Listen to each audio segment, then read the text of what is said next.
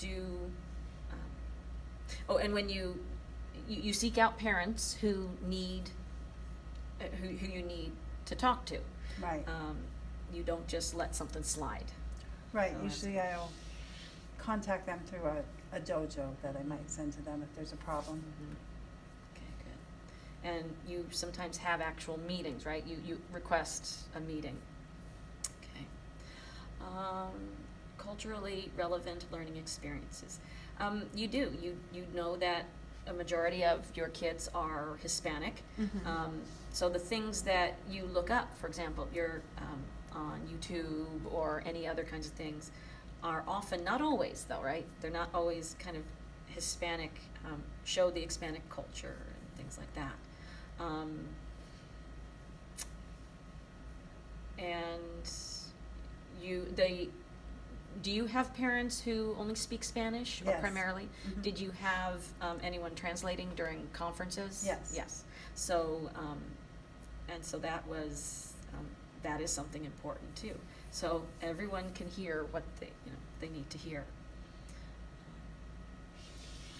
And the kids' learning experiences, like you had said, you use foods that they are familiar with, so Right.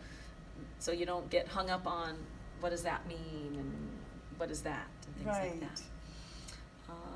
Can I take responsibility for student learning and use analysis and reflection to improve student learning? You do. You check their homework, you check their classwork.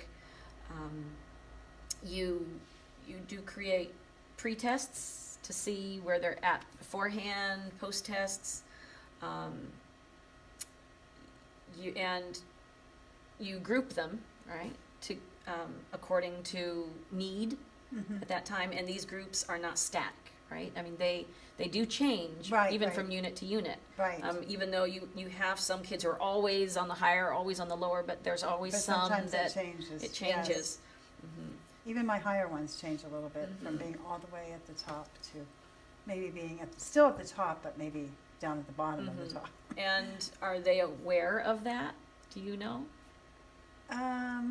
Well, I do announce when they pass a math test, like Mhm. with 100%, Uh-huh. who gets the highest grade. Uh-huh. And But that's really all you kind of announce, right? yeah. Yeah. Okay. And, so you check all those things fairly often to see what needs changing, right?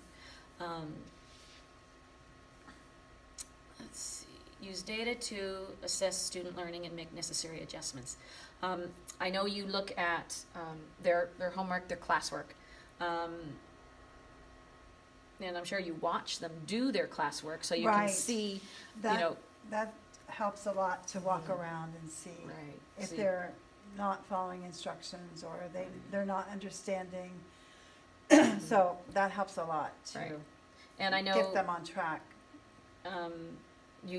we got an opportunity to look at their ITBS scores. Mm-hmm. So you got a general idea of the class as a whole and individual. Have you used it to create groups at all yet? I did Or- because we tested with that at the beginning of the year, Mhm. so I used that to break them up into reading groups and Mhm. also to initially decide who would go to see the resource teacher. Uh-huh.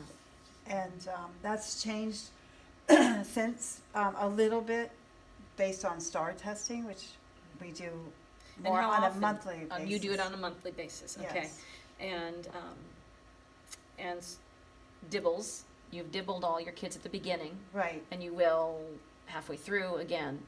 And that I think also kind of determined who was sent to the resource. Right, I looked at all three scores. I looked at Mhm. Dibbles and Iowa and STAR all together to see if there were any discrepancies.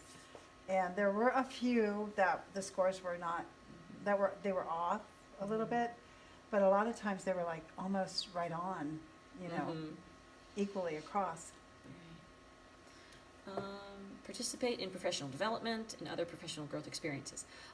Our diocesan in-service, you Mhm. attended that.